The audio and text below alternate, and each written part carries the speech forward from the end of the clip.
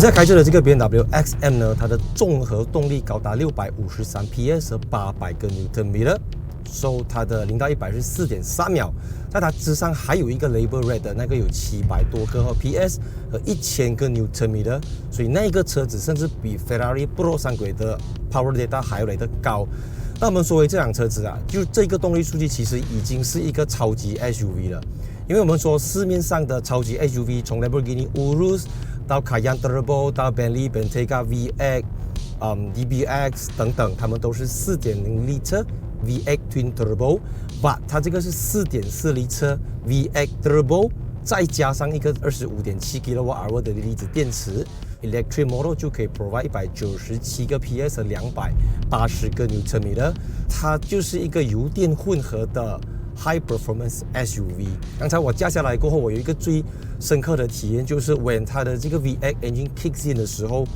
很明显，因为在过往我们驾这个 X5、X-Drive45E 通常都是downsizing 的 engine， 可能是 4 cylinder、6 cylinder， 可是这个是市面上很罕见，是一个 VX 了。没有 downsize 啊，就是 keep 着这个 engine capacity， 然后再加 electric motor 跟这个lithium battery， 你知道吗？已经是 V8 了，它已经机器已经比人家大了，人家 4.0， 它 4.4， 它还要再加上电动马达，所以它的这个 power delivery 是，而且我很喜欢它的这个 engine 的 character， 它虽然是一个 turbo engine， 然后又有 electric 的这个 support， 可是它的，你知道刚才我在这个Sport Plus 的时候，它的 rev 是可以去到7000个 RPM， 相当的 high， 而且这个 exhaust 的声音相当的好听。But 我知道它不是 pure exhaust sound， 它有 这个electric iconic sound electric，OK， 它有这个东西在加持，所以你会戏里戏外的会觉得这辆车子的声音很好听，它好听过很多我之前驾过的这个Super SUV。虽然 XM 的综合动力有653 PS 和800 Nm， 但是这具 4.4 litre V8 Twin Power Turbo 引擎只有489 PS 和650 Nm， 所以当 PHEV 电池没有电的时候呢，你会觉得好像少了些什么东西。当接着对手比如说像 RSQX 单单是 4.0 litre V8 Twin Turbo 就有600 PS 和800 Nm， DBX707 的情况也是这样子。所以这个 XM 的动力并没有如我想象中的那样有爆发力 ，BMW 才需要一个像 Label Red 这样子的角色，因为这个 V8 引擎的动力还是可以继续再往上调的。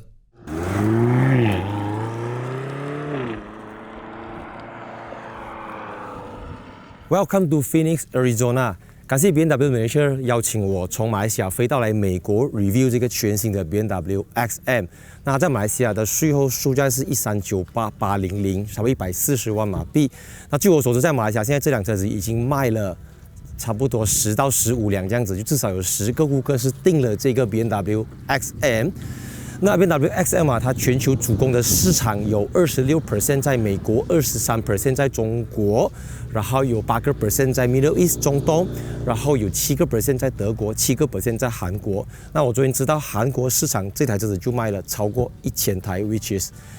考量到这个价钱这个价位来讲是相当的受欢迎。那撇开它的外观造型可能会有一点 controversial， 有一点争议，但这辆车子确实是第二款史上纯 M 的车型 ，OK， 第一款就是大家都知道的 BMW M1 Supercar。所以这个车子呢，我们今天试驾的这个颜色就是叫 Marina Bay Blue。我上一次在美国 California 做的那个 review 是 Cape York Green， 那个就是他们的招牌颜色。今天这集我们就主要会非常简单的跟大家介绍一下这个采用 4.4 litre V8。Turbo 引擎再搭配 25.7 kW 的锂离子电池，它是一个 PHEV， 也是第一款 M Hybrid 的车型，所以它综合的马力有653 PS 和800 Nm。So 刚好我不久前才驾了Aston Martin DBX707 和 Ferrari Pro 三轨，所以它算是在这个动力数据上面可以跟他们做一个对比这样子啦。今天这集影片开始之前，记得订阅 subscribe 我的频道 and follow Instagram account， like 一下 Facebook page。Let's move on。你可能觉得140万很贵，但我觉得这个价钱呢，它不算便宜，但绝对是非常的合理。我们来看 XM 的主要对手 Mercedes-AMG G63， 从178万起。奥迪 RS Q8 从169万起，那 XM 还比他们便宜了300千左右，所以算是一个非常合理的售价。在我们上路试驾之前，就跟大家快速的来复习一下 BMW XM 的尺寸。它的 wheelbase 是3105mm， 就跟 X5 Long Wheelbase 和 X7 相同。所以在相同轴距的情况下 ，XM 是不提供 6-seater 或 7-seater， 它是 only 5-seater。所以这台车子前面后面都是22寸，然后它的车重是重点，因为它高达2725 kg 起，所以一辆 BMW M Cars 有 2.7 ton 是另外一种体验，因为像我之前在介绍Pro 上轨的时候，我有说到现在的超级 SUV 重量都在你知道2033公斤、2100公斤、2200公斤，为什么会去到2700？因为它是一个 plug-in hybrid， 底下有25.7个 kW 的 lithium battery， 所以这辆车子的锂离子电池呢，差不多跟 Mini Electric 一样了，然后它可以纯电动行驶82到88公里，所以是一辆相当有趣的车子。因为它除了汽油引擎之外，除了它的 V8 引擎之外，它还有这个电动马达可以让你进行 就好像其他的 BMW 电动车这样子啦，所以是一辆真的是相当有话题性的 BMW M Cars。车尾造型的话，就是相当的离经叛道、标新立异，因为这个是一个 XM， 所以它尽可能不要让你混淆它到底是不是 High Performance 的 X5M 还是 X6M 或者是 X7M 等等。XM 就是 XM， 所以中间是没有 BMW 的 logo， 就像 M1 致敬就把 BMW logo 放在这边跟这边，然后他们还刻意缩小了后挡风玻璃的面积。但我有一点意见是，我觉得其实可以不要这个 rear wiper 了。就好像 Pro 上轨这样子，给它拔掉，然后再用空气力学去清洁它的后挡风玻璃。但它还是一个 SUV， 所以它并没有很斜，你还是要兼顾到它的 practicality 日常实用性，所以这个没有办法啦。但另外还有这辆车子很特别，就是它的后 LED 车尾灯非常的细，非常的立体，就是很 futuristic 的感觉。然后它下面这边整片原本可能应该是 matte black 的，它整个是 piano black。也不考虑防不防刮了，你知道吗？就是要美，就是要艳，就是要闪，就是要，就是要跟别人不一样。Exhaust pipe 的地方形状也相当的不一样。坦白讲，我看到这辆车已经第3次了，所以第1次很难看，第2次没有那么难看，第3次可以看。And one more thing， 如果你是 BMW XM 的车主，你将会得到一个非常精美的 charging cable bag。所以豪华车配自己专属的这个包包是很多品牌都会做的，像 Ferrari、Bentley、Rolls-Royce 等等。所以 BMW 也要向他们看齐，它完全就是有缝线、有刺绣，还有 XM 的金边等等，就是一个非常有质感的包包。我上一次在 California 介绍的 XM 是一个 pre-production car， 但我这一次来到 Arizona 的这个车子就已经是一个完整形态的车子。所以最明显的就是这整个 steering wheel 就是全新的 chrome 的 steering wheel， 我第一次看到 BMW chrome 的 steering wheel， 然后这边有这个 carbon fiber 的 pedal shifter， 后面有这个红色的边是什么车嘞？这个是 XM start engine 的时候的声音啦。OK。So 这边一样是用 carbon fiber 的这个部件去 cover 它，然后这边有 coffee brown 的 vintage leather， 其他的东西就是 BMW curve display， 最早在 BMW iX 介绍，然后从2023几乎所有 BMW 改款版的新一代的都会采用这样子的一个 design， 所以也没有什么特别的东西。I mean， 它没有因为它是 XM 就给它一个金边，还是跟大寸没有，就是 just remain。So没有好或不好 ，I mean 就是非常实用的东西。怎么讲？因为这些 BMW 或者 Mercedes-Benz 这种，还没有到 super luxury 的 brand 来讲，他们有一个优势，就是他们有足够的这个 database 去研发出一套 iDrive 系统 ，which 它肯定是会比 Ferrari 不落上轨的那个系统好用，或者比 Aston Martin DBX 的那个系统好用。虽然 DBX 是源自 Mercedes-Benz 啦，我要表达的是它的这个东西是非常实用，就连 Rolls-Royce 都是用 BMW 的系统。你看新的 Rolls-Royce Spectre 也是用这样子的一个作业系统，然后因为它是一个 M Cars， 所以你就可以有很多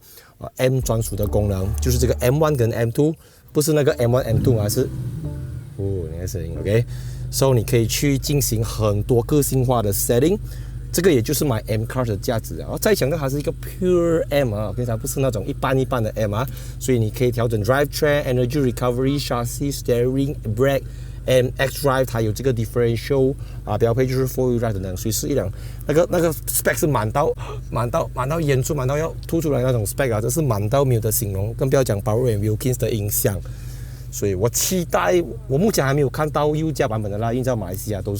我们是在 right side 的嘛，最正确的位置 ，OK。Welcome to BMW XM 的后排乘坐体验。那刚才我们从这个酒店出发过后呢，我一上这辆车子，其实虽然它是一个 4.4 litre车 V8 的 BMW XM， 可是因为它是一个 PHEV， 所以当车子其实在走前面可能头40到50公里的时候，它都是处于一个 EV drive， 所以你就好像坐在一个 iX 的后面这样子，它非常的安静，你完全听不到 engine sound， 你也听不到这个 exhaust 的声音。这个是史上第一辆用这个 M hybrid system 的，所以它就可以给你有一种对乘客来讲有一种 best of both worlds 的感觉，所以你可以很声嘶力竭的去 push 这个 V8， 但你也可以让它在驾起来乘坐起来就像一辆 BMW 的 electric cars。你知道美国加州这边是 Arizona 啦，但那个路是差不多啦，如果在这种小路其实还蛮烂一下的，所以它很颠簸。你在做的时候咚咚咚咚咚那个声音你会非常明显的 feel 到，所以它不会说是舒服，因为这个东西很矛盾的。我这样讲，我要介绍一辆 BMW M Cars， 什么时候 M Cars 会跟舒服这个东西扯上等号 you know？ 可是问题就是因为这辆车子它的诉求就是要比它的对手，比如说 Lamborghini Urus、Aston Martin DBX， 甚至是 even like Ferrari Purosangue、Rolls-Royce Cullinan， 它的舒服程度要可以跟他们 fight， 因为这些车子他们原本骨子里面都是相当的 powerful 的。但这个车子我觉得要考量到它的重量，所以它用的这个是 adaptive 的 suspension， 所以在舒适方面当然我觉得相当的有限。它就乘坐空间来讲，我觉得是不错的，因为像它可以坐3个人，而且我这样看3个成人没有问题，地板凸起来不高，而且我自己非常喜欢的就是呢，因为通常你在走长途车，你不可能一直这样做的，你可能会靠斜一点来讲，但它的包覆感好像一个半圆这样子，它会牢牢的跟你整个人，你可以这样子靠，然后你也可以这样子靠，所以你是能够找到一个适合你的一个坐姿，但Again， 如果你要一直去强调 comfort， 它真的很难跟我上一次介绍的BMW i7 或 BMW 7 Series 去比，因为7 Series 你知道又椅子可以升起来，又有电动座椅，这个椅子你是不能够去 slide 前或者它的 reclining seat 没有，它都没有这东西，它甚至连这个 sunshade 遮阳帘都没有，然后更不要讲说什么这个roof screen、rear screen entertainment system 没有，它没有太多这些东西。它只是在质感方面用了这个，你看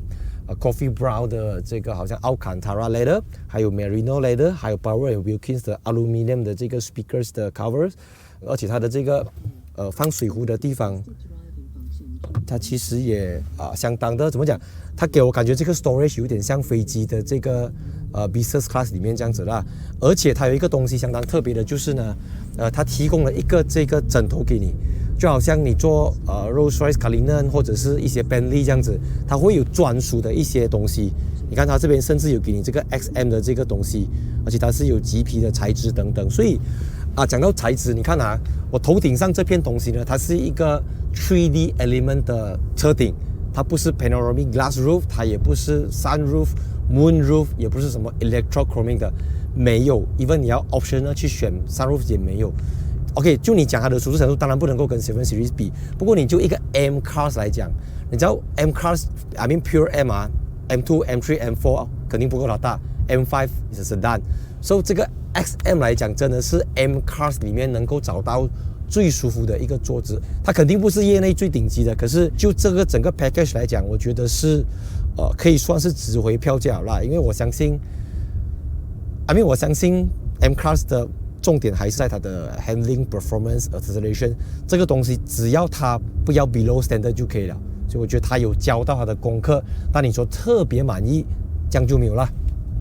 在美国很多州份是不需要挂前车牌的，那 Arizona 就是其中一个。在 Arizona 没有挂前车牌是完全合法的，即便我们这台 XM 呢是在 California 注册的。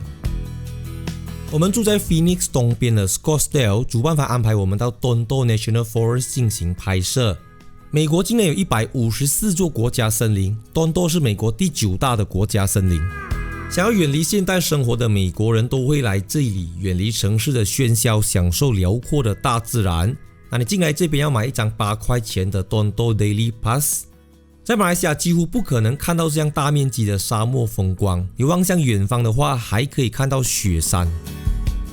By the way， 这个 Night Gold Line 金边才是 XM 的标配，刚才在我旁边的 Shadow Line 黑边是要另外再附加选配的。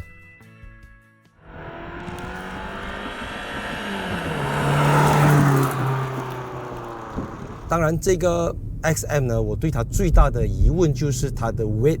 因为这辆车子的重量是高达2.7 吨 ，OK， 它是2725公斤起，是超级无敌重了的。我相信也是因为这个重量，他们没有给它玻璃天窗，也没有给它 air suspension。其实我刚才在这边过这些 corner 来讲，我觉得可以，它的指向性，你看它的 steering 摆弧度。我觉得相当的精准，以这个重量来讲，我可以说我不觉得它有这个重量，因为它的 body roll 啊，这个 M suspension 它控制到非常的好，好像你 roll 了一下，你要回来的时候它能够去 counter 它，但它还是220个 mm 的ground clearance， 所以它还是一辆相当高的车子。3, 2, 1。Shift，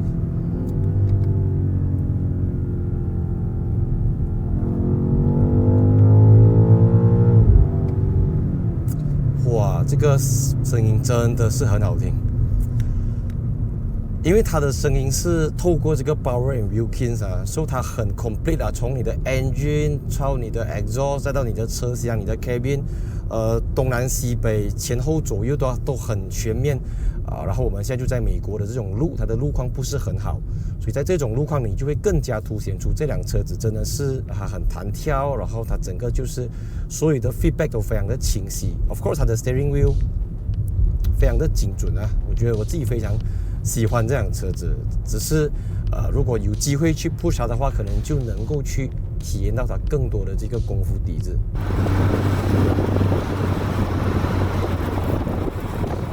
Right， 我们现在就进入了 freeway， and 3, 2, 1 go。